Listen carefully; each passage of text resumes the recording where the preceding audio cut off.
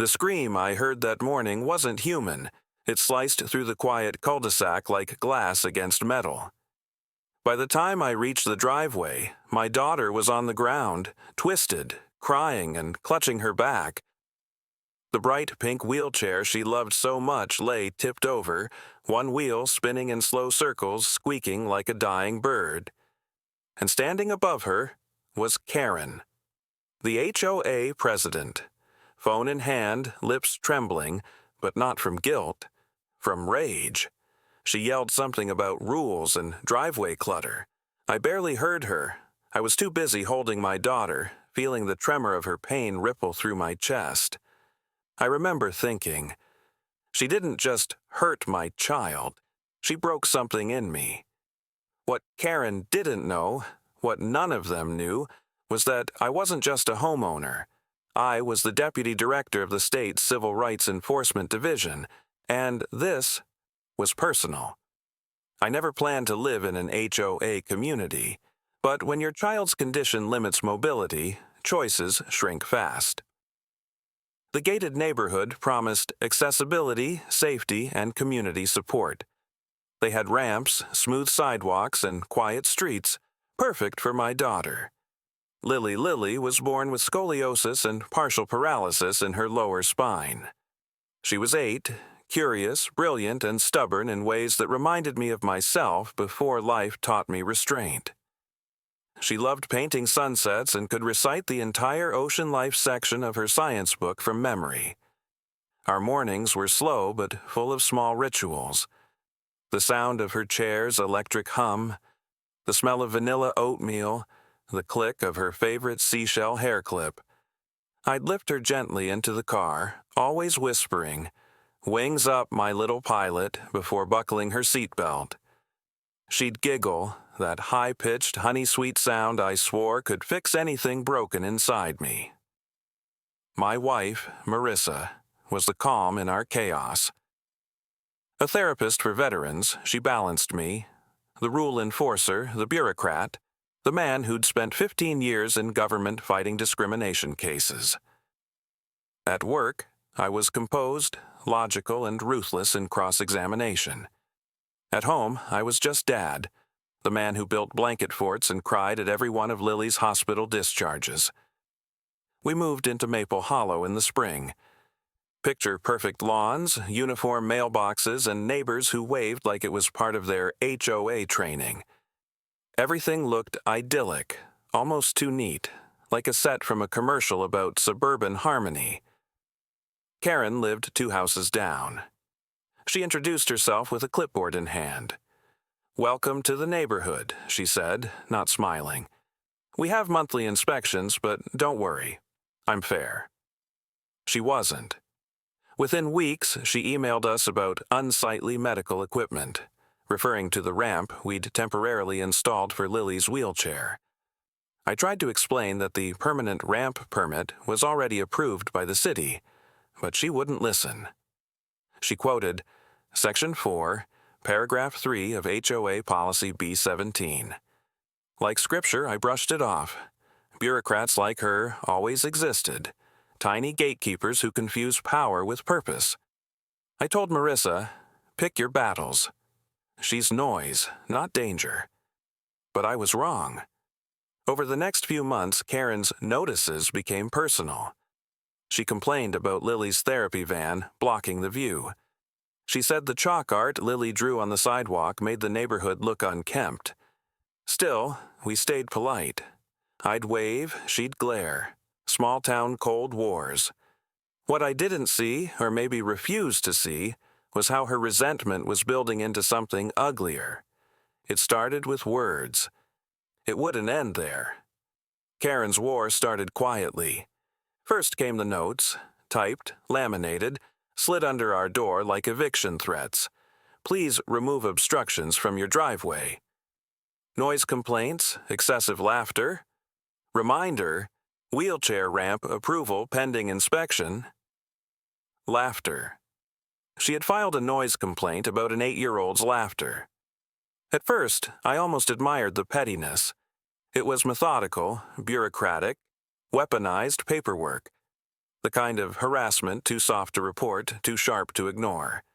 I'd see her watching from her porch in that sun hat she wore like a crown. Clipboard tucked under her arm, iced tea in hand, always documenting, always waiting. Then, one afternoon, I came home to find her snapping photos of our front yard. "What are you doing?" I asked. "Documenting a violation," she said without looking up. "Your ramp was painted without prior aesthetic approval. It must match the house palette." "It's a safety ramp," I said, my voice tightening. "Not a garden gnome." Karen pursed her lips. "Rules apply to everyone, Mr. Harlow." "Everyone," I echoed, "except basic humanity, I guess." She scribbled something on her clipboard and walked away. That night, I noticed Lily staring out the window at her. "Why does she hate us, Daddy?" she asked softly. My throat clenched. "She doesn't hate us, sweetheart. She just doesn't understand us." But I didn't believe it. A week later, the HOA board sent a formal notice demanding we repaint or remove the unauthorized ramp. Marissa was livid. "This is discrimination," she snapped, waving the letter. "They're targeting us because of Lily's disability." I nodded, but I wasn't ready to escalate. Not yet. I still wanted to believe logic could fix ignorance. I wrote a polite but firm letter citing ADA compliance and state accessibility laws. I even attached my agency's legal guidelines, hoping they'd realize who they were dealing with. 2 days later, Karen responded with one sentence: "Your professional position does not exempt you from community rules."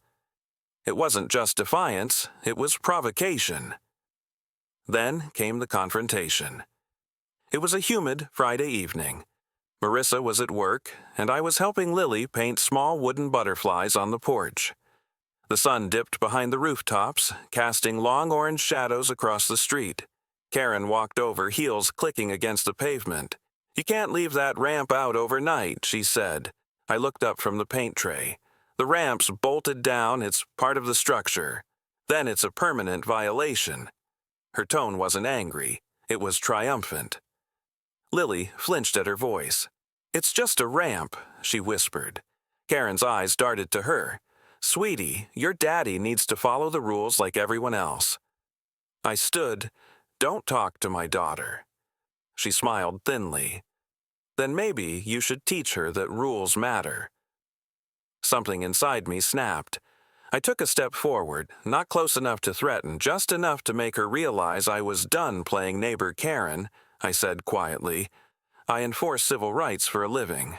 Don't test me." For the first time, she looked uncertain, but only for a second. "We'll see about that," she said, turning away.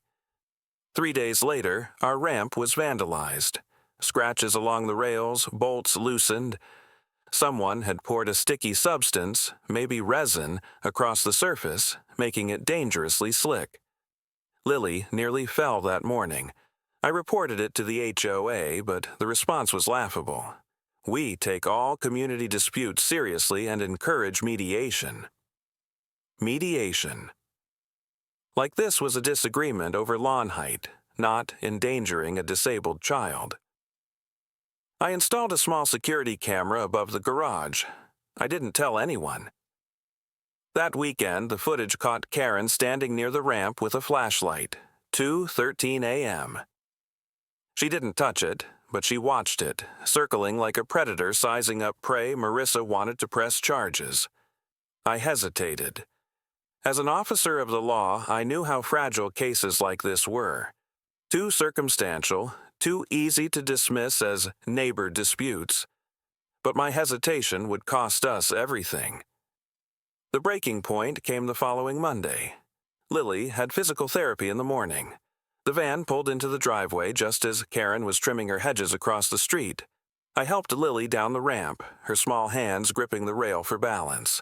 Karen shouted from her yard, "You can't block the sidewalk with that vehicle."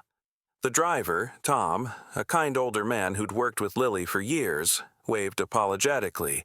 "Just a minute, ma'am. We'll be quick." Karen's face reddened. "You people think you're special." You people. I turned sharply. "Enough, Karen!" She stepped closer, pointing her hedge clippers like a weapon. "The HOA rules are clear. No vehicles." And then it happened.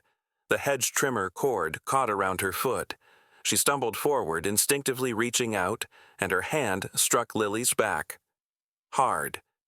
The sound, that sharp gasp of pain from my daughter, will echo in me forever. Lily fell, hitting the ramp's edge before crumpling to the ground. Karen froze, eyes wide as if realizing what she'd done only when she saw my face. I ran to Lily, lifting her into my arms. She was crying, shaking, whispering, "Daddy, my back. It hurts." Karen stammered. "I didn't mean she was in the way." But I didn't hear the rest.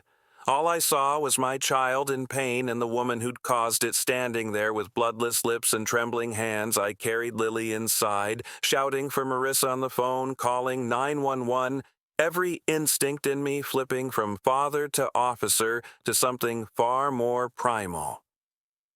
Outside, I could still hear Karen's voice through the window. She shouldn't have been on the driveway. The sirens came minutes later. That was the moment the line between neighbor and enemy disappeared forever. The emergency room lights always smell like bleach and fear.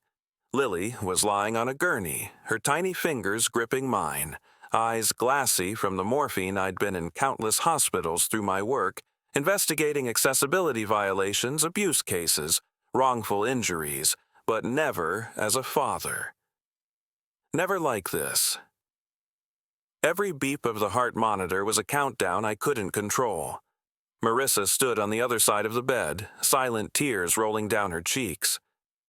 She'd been strong through deployments, my long hours, our daughter's surgeries, but that night she was shaking.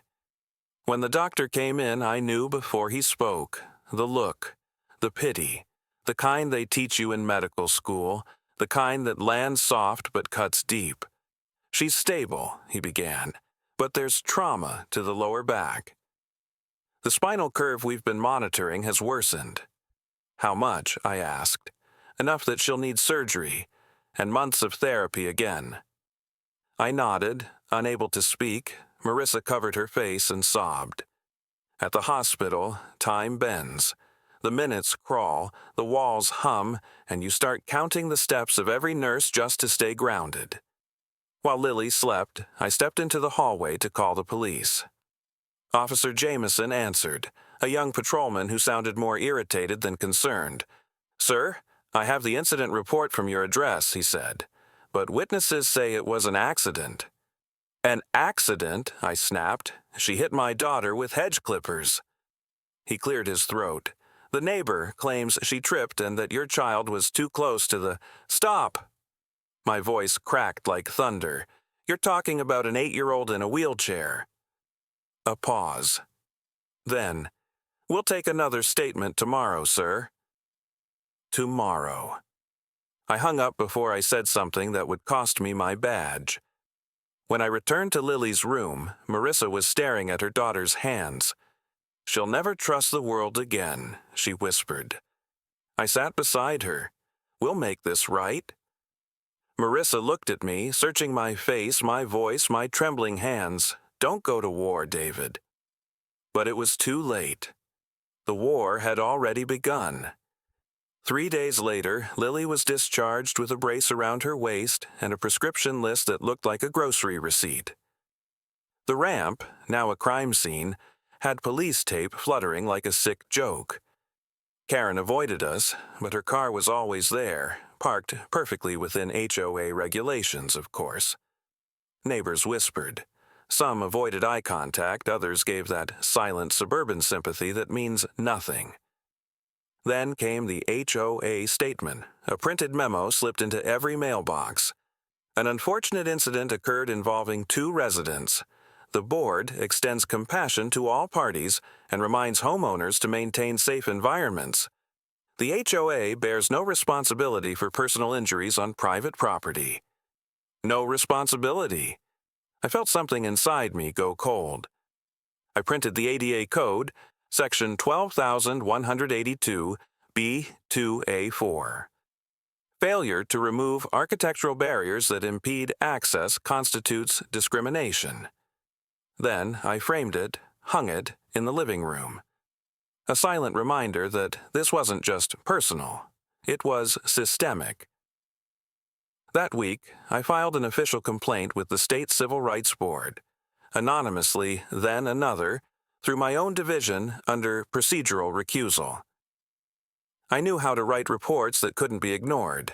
Dates, documentation, language sharp enough to bleed. But while I was building a case, Karen was building a narrative. She told the neighbors she'd been assaulted, that I'd lunged at her after the accident. One even testified to seeing aggression. The police dropped by one evening for a follow-up. "Just clearing things up," Jameson said, eyes skimming the porch camera above us. I smiled.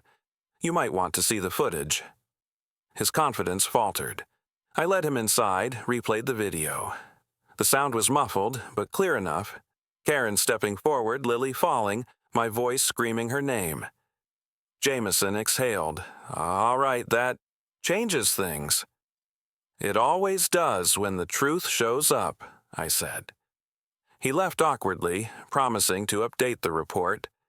But the damage was done. Rumors had already spread through Maple Hollow like wildfire. We became that family, the ones who sued, the ones who brought trouble. Marissa began avoiding the porch. Lily stopped painting. One night, I caught her staring at her wheelchair with tears in her eyes. "Daddy," she whispered, "does being different make people angry?" Her question broke me. I knelt beside her. "No, baby. It makes them scared. And scared people do cruel things." She nodded, silent, then reached out to touch my wedding ring.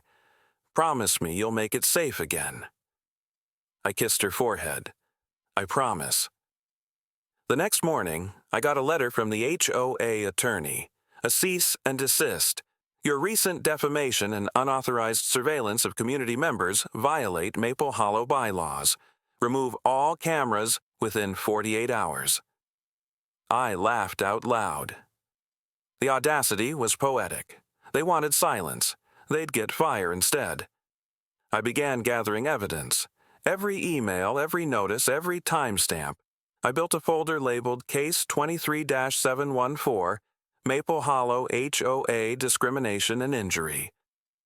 At work, I stayed late after hours, cross-referencing similar cases. Most victims never fought back. The process too draining, too lonely. But I wasn't most victims. By week's end, I had everything I needed. Witness contradictions, ADA violations, and the HOA's written admission that they'd denied accessibility requests. Still, I hesitated to pull the trigger, because once I did, there was no turning back. That night, Marissa and I sat in the dark, Lily asleep in the next room. "I know that look," she said. "I can't let her get away with this," I whispered. "You're not just fighting her, David. You're fighting the entire system that protects people like her." "Good," I said. "It's time someone did." 2 days later, the state assigned an investigator, a colleague I'd trained years ago. She called me privately. "David," she said softly, "this case has legs. But be careful. HOA lawyers are circling. They're trying to discredit your family." "They already have," I replied. "I'm done hiding." Then, another blow. Karen filed a counterclaim. Harassment. Emotional distress. The document accused me of targeted intimidation, false reporting, and verbal threats. She even attached stills from my own security footage, cropped, stripped of context. It was brilliant in a venomous way. She'd weaponized the same system I was trained to defend. Marissa panicked. "She's turning this around on us." "I know," I said, pacing, "but she's overplaying her hand. Every lie leaves fingerprints." Still, I could feel the walls closing in. Every hearing, every deposition, it all started to blur. Karen would sit across the room, smiling faintly, like she was enjoying a private joke. I wondered if she ever thought about Lily. The night before the civil hearing, I found Lily awake, coloring at her desk. "What are you drawing, sweetheart?" "Justice," she said simply, showing me a picture of a butterfly breaking free from a gray box. That image burned into me. The next day, in court, I carried it folded in my pocket. The hearing room smelled of cold coffee and cheap carpet. Karen sat beside her attorney, pearl earrings, perfect posture, the portrait of composure. I took the stand, hands steady. Years of testimony had trained me for this, but this time it was personal. I described everything: the harassment, the ramp, the accident. The prosecutor played the footage. Gasps filled the room as Lily's fall replayed in silence. When Karen's attorney objected, the judge raised a hand. "Overruled. Proceed." I ended my statement quietly. No parent should have to prove their child's pain to be heard. The room went still. For the first time, Karen wouldn't meet my eyes. The state ruled in our favor. The HOA was fined for ADA noncompliance and negligence. Karen was removed from her position as president pending investigation. But the real battle was only beginning: a civil lawsuit for damages, personal injury, and emotional distress. The community fractured. Some supported us. Others claimed we'd ruined the neighborhood. Lily's recovery was slow. Physical therapy 3 times a week, nights filled with soft cries through the door. And me? I was a storm held in human form. Because even with the ruling, I knew people like Karen didn't stop when you beat them in court. They stopped when you exposed them. Late one night, as I reviewed the footage again, I noticed something: a reflection in the glass door across the street. Another person standing beside Karen the night of the ramp damage. Someone on the HOA board. The conspiracy wasn't just personal anymore. It was organized. I hit save, backed up the file, and leaned back in my chair. The war wasn't over. It was evolving. And this time, I wasn't just defending my daughter. I was dismantling an empire built on silence. Justice doesn't come with fanfare. It comes quietly, like the moment before lightning, charged, trembling, waiting for release. A month after the initial ruling, we were preparing for the civil trial. The state had confirmed negligence, but Karen still denied intent. Her lawyers painted her as a well-meaning neighbor overwhelmed by stress. The narrative was working. Meanwhile, Lily's progress slowed. Her back brace made her movements stiff, robotic. She smiled less. Therapy sessions that once echoed with laughter now ended in exhaustion. One evening, after another painful appointment, she whispered, "Daddy, am I broken now?" That word, broken, hit like shrapnel. I told her no, but my voice cracked, betraying me. The night before the deposition, Marissa found me in the garage. The air smelled of oil and rain. My hands were shaking as I flipped through files, pages marked with sticky notes like scars. "You can't live in this case," she said. "I can't live without justice," I replied. She stared at me for a long moment. "You're losing yourself, David." I looked up, eyes hollow. Then maybe what's left is the only part that can win. Courtrooms have their own kind of silence. Thick, expectant. Karen arrived, flanked by 2 lawyers, immaculate, confident. She avoided my gaze, but her smirk lingered, faint but venomous. Her attorney began, "Miss Carmichael deeply regrets the accident, but my client maintains there was no malicious intent, only an unfortunate misstep." I almost laughed. A misstep. My daughter's life reduced to an oops. When it was my turn, I rose slowly, every muscle tense.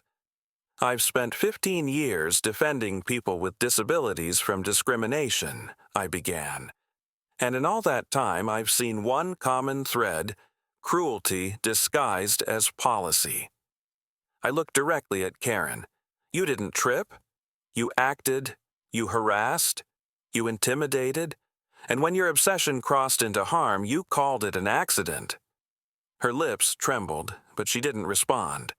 Then, unexpectedly, the judge leaned forward. "Mr. Harlow, do you have additional evidence?" My pulse kicked. "Yes, Your Honor." I nodded to the clerk. The screen lit up with footage, the one from the reflection I'd found. It showed Karen standing by the ramp that night.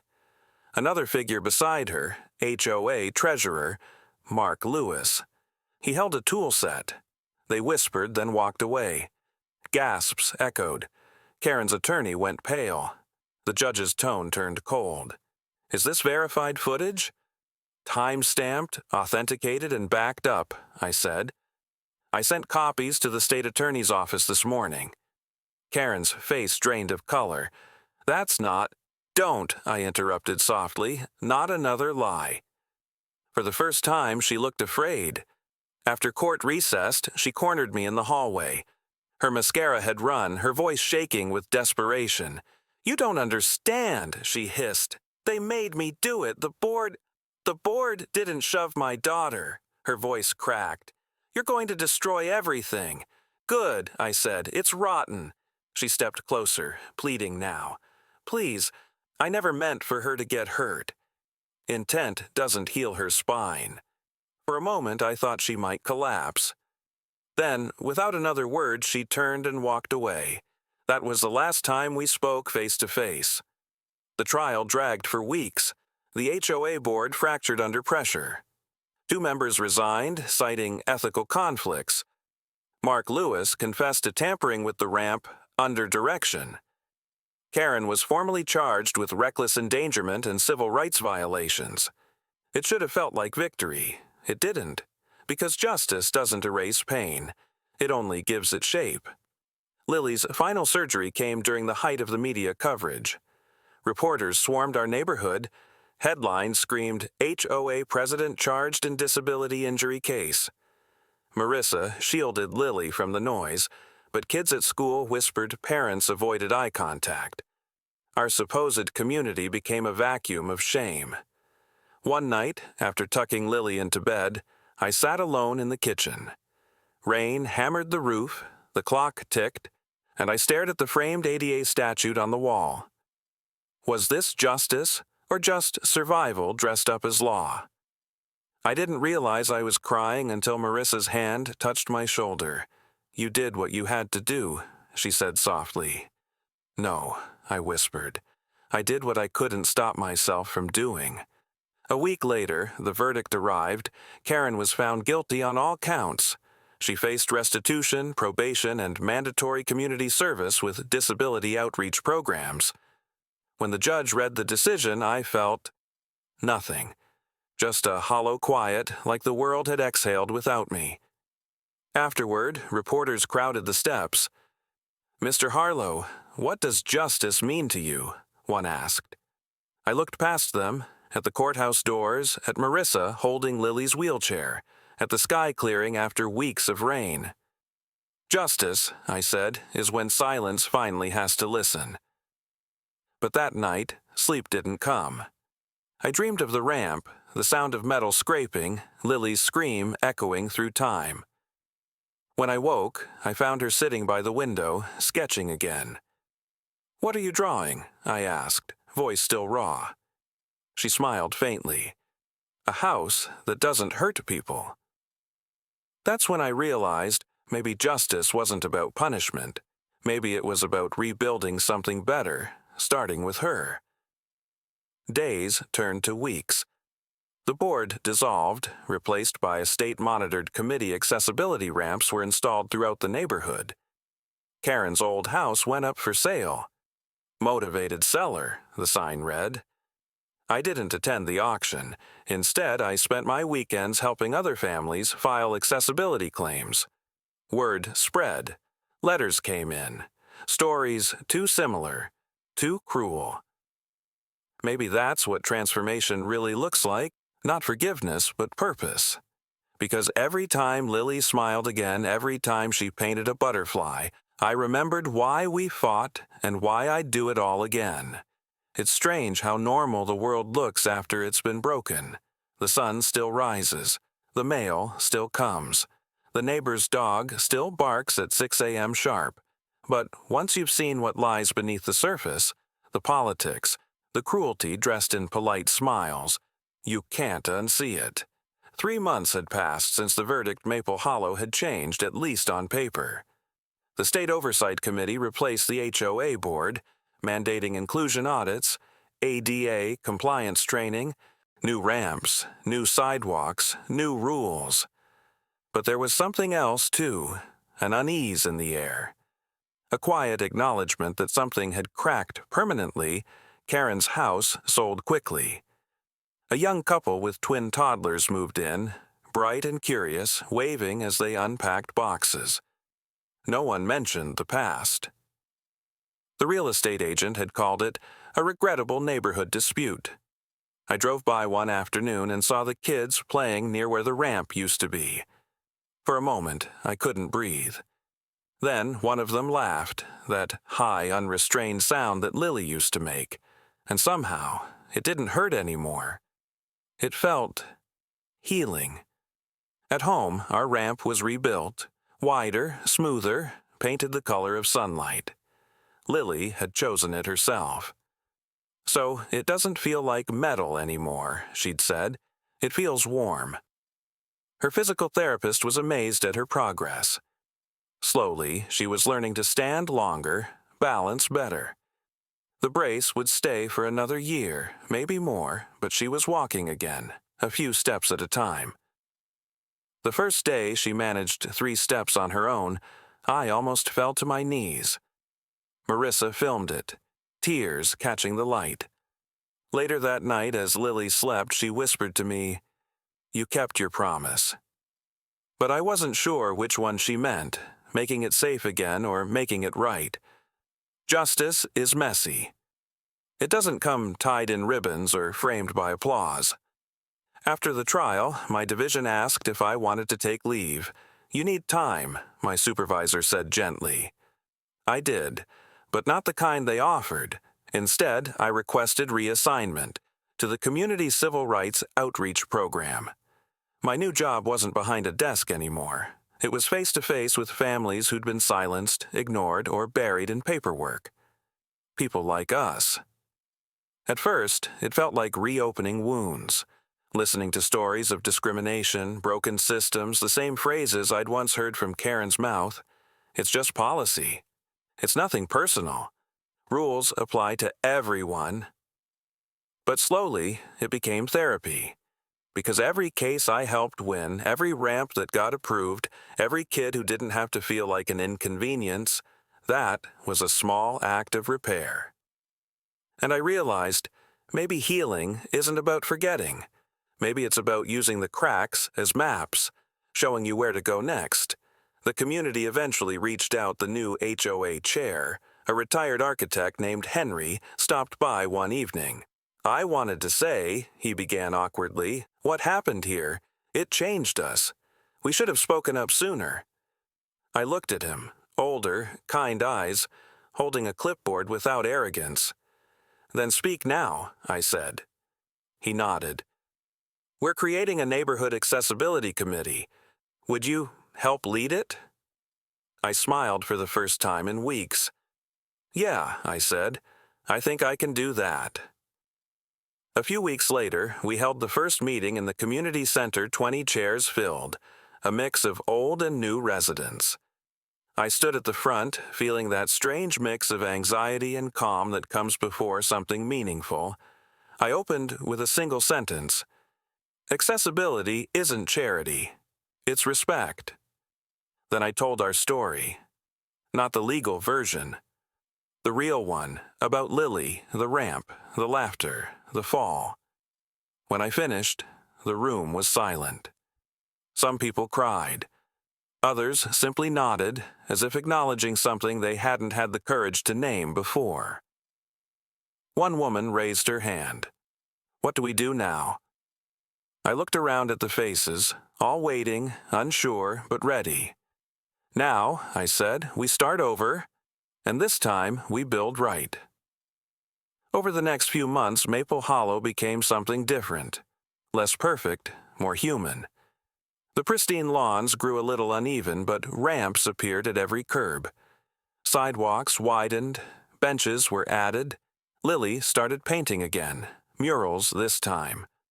Her first was on the wall near the community pool, a butterfly with one wing mechanical, the other free. People came from neighboring towns to see it. Some took photos. Others just stood quietly. Underneath the painting in small, careful letters, she'd written, "Justice is when people care before they have to." That line hit harder than any verdict I'd ever heard. A year after the accident, the neighborhood threw a block party, the first one since everything happened. Music, food trucks, lights strung between trees. Lily rode through the crowd, hair braided with ribbons, grinning like sunlight. When she saw me watching her, she waved. "Come dance, Daddy," I laughed, shaking my head. "You dance for both of us." Marissa nudged me. "You should go." So I did. I took Lily's hands and spun her chair, laughing, tears blurring the lights. For the first time, the cul-de-sac didn't feel like a battlefield. It felt like home. Later that night, as the crowd dispersed and the lights dimmed, I sat alone on the porch. The air was still. Fireflies drifted above the ramp. I thought about everything we'd lost, and everything we'd found. The pain never fully left. It lived under the skin, quiet but real. But alongside it, something else had taken root. Purpose. Because when life breaks you, you have two choices. Stay shattered or rebuild stronger. And we chose to rebuild. I used to think justice was a courtroom word, something clean, precise, written in ink. Now I know it's messier than that. It lives in the spaces between laws and people, in the choices we make when no one's watching. A year and a half has passed since the day everything changed. Lily walks with assistance now, not far, not fast, but with pride. Every step is a victory song. She still paints. Our garage smells like acrylic and sunshine. Her latest piece hangs above the couch, a butterfly, wings wide, flying over a row of houses. Some perfect, some cracked. She called it "The Neighborhood That Learned to See." I keep that painting close because it reminds me that tragedy doesn't end you. It refines you. It strips away illusions until only truth remains. For months after the trial, I couldn't stop replaying the sound, that moment, that scream. It haunted me. But one night, something shifted. I realized I wasn't hearing pain anymore. I was hearing the beginning, because that scream woke me up, not just as a father, but as a man who'd forgotten what his work truly meant. I used to chase policy. Now, I chase people. The Civil Rights Outreach program grew faster than anyone expected. What started as a small initiative became a movement. We created workshops, support networks, a hotline for disability discrimination cases. We even partnered with state colleges to teach accessibility design. Lily's story became part of our curriculum, her permission, her words. During one of the talks, I stood before a class of young architects and said, "Buildings can be beautiful, but if they exclude someone, they're broken. Don't build walls disguised as homes." When I finished, a student raised her hand. She said quietly, "My brother uses a chair. I wish someone had told us that sooner." And I thought, maybe this is how the world changes. One conversation at a time. One heart-learning empathy before experience forces it. Back in Maple Hollow, life found a rhythm again. The HOA, now a community board, voted unanimously to rename the Central Park. They called it Lily's Way. At the dedication, Lily gave a small speech. Her voice wavered, but her words didn't. When people say we can't change the world, they forget. We are the world. All we have to do is start where we live. The applause that followed wasn't polite, it was real. I stood behind her, eyes burning, and thought, this is her justice, not punishment. Progress. Later that evening, after the crowd left, I walked the path alone. The lamplight hit the new plaque at just the right angle, and for a moment I could see both reflection and shadow, what was and what became. That's when I noticed Karen standing across the street. I hadn't seen her in months. She looked older, worn down, not defiant, not proud, just quiet. She gave a small nod, almost a bow, then turned and walked away. And surprisingly, I didn't feel hatred. I felt release. Because forgiveness isn't for them, it's for you, so the pain stops owning your life. That night, I sat beside Lily's bed as she slept. Her chest rose and fell in rhythm with the night outside. I thought about all the families still fighting battles like ours, the unseen wars in neighborhoods, schools, workplaces, people who didn't have the power, the voice, or the position to push back. And I made a new promise, that I would keep fighting, not as the deputy director, not as the man who won a case, but as a father who refused to stay silent when injustice hurt the innocent weeks later. I was invited to speak at a statewide accessibility conference. Thousands of advocates, builders, lawmakers. The theme was Designing for Everyone. When I walked on stage, the lights were blinding. I paused, scanning the crowd. I'm not here as an official, I began. I'm here as a dad who once thought justice was a verdict. I told them about Maple Hollow, about Karen, about the ramp, about Lily. I told them how pain reshapes you, how silence can be louder than screams. When I finished, there was a long, aching silence. Then, applause. Not thunderous, but deep. The kind that comes from understanding. Afterward, a woman approached me, tears in her eyes. My daughter's in a chair too, she said. We built her ramp last month. The HOA fought us. But now, I know how to fight back. I smiled. Good. That's how change begins. I think about Karen sometimes, about how easy it is for fear to wear the mask of righteousness. Maybe if someone had challenged her sooner, she wouldn't have become what she did. But that's the thing about power. It either protects or destroys. And when it destroys, you have to rebuild differently. So now, every case I take, every speech I give, I start with the same question. Are we building a home or a hierarchy? Because those two things can look the same until someone like Lily rolls up to the door. One evening, as the sun set behind the houses, Lily joined me on the porch. She rested her head against my arm and whispered, "Daddy, are we happy now?" I looked at her, at the girl who survived pain, taught me grace, and changed an entire community. "We're learning to be," I said. She smiled. "Then that's enough." The wind carried her words through the street, past the painted butterfly mural, past the rebuilt ramps, past every scar-turned symbol. And for the first time in years, I felt peace. Justice didn't come with applause. It came with understanding, and that's all I ever wanted. For the world to finally see my daughter, not as a violation, but as a reason to build something better. Comment below. What does justice mean to you?